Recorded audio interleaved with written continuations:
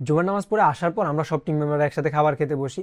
হঠাৎ করে আমাদের সবারই মোবাইলের মধ্যে নোটিফিকেশন আসে, একটা ছেলে সব টিম মেম্বারদেরকেই একসাথে নক করতেছে যে ভাই, আমি আপনাদের ওয়েবসাইট থেকে ক্লাস করতে পারতেছি না, ওয়েবসাইটে আমাকে ঢুকাচ্ছে না, আমি অনেকভাবে চেষ্টা করছি, অনেক রকম ট্রাই করতেছি কিন্তু হচ্ছে না। পরে আমরা তো ভয় পেয়ে গেছি, কিরে ওয়েবসাইট কোনো আবার ডাউন টাউন হয়ে গেল কিনা, কোনো প্রবলেম হয়েছে কিনা, এতগুলো স্টুডেন্ট ক্লাস করতে করবে। সাথে সাথে উঠে ওয়েবসাইট দেখতে গেলাম, দেখি যে না, ওয়েবসাইটে সব কিছু ঠিকঠাকই আছে, সব কিছু চলতেছে। পরে ওরা জিজ্ঞেস করলাম যে ভাই, আপনি যেই প্রবলেমটা ফেস করছেন, আপনি ওই প্রবলেমের একটা স্ক্রিনশট দেন, দেখি আপনি কি প্রবলেম ফেস করছেন। পরে ওই স্ক্রিনশটটা দেওয়ার পাশাপাশি একটা ভয়েস দেয় যে ভাই, আমি অনেক দিন ধরে তো ক্লাস করতেছি আপনাদের ওয়েবসাইট থেকে, আজকে হঠাৎ করে আমি সকাল থেকে ঢুকতে পারতেছি না, আমি প্রায় অনেকগুলো ক্লাসও করে ফেলছি আপনাদের ওয়েবসাইট থেকে, এখন হঠাৎ করে আমার প্রবলেমটা হচ্ছে।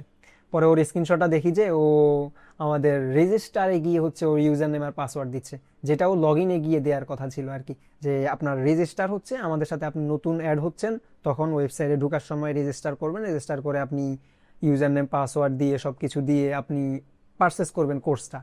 এরপর হচ্ছে আপনি লগ ইন করবেন, লগ ইন হচ্ছে আপনি আমাদের সাথে অ্যাড হয়ে গেছেন। অ্যাড হয়ে যাওয়ার পর আপনি এখন আমাদের ওয়েবসাইটে নেক্সট টাইম ঢোকার সময় আপনি ইউজার নেম পাসওয়ার্ড দিবেন, দিয়ে আপনার প্রোফাইলে যাবেন, আপনার প্রোফাইলে গিয়ে আপনি ওইখান থেকে আমাদের কোর্সটা করবেন।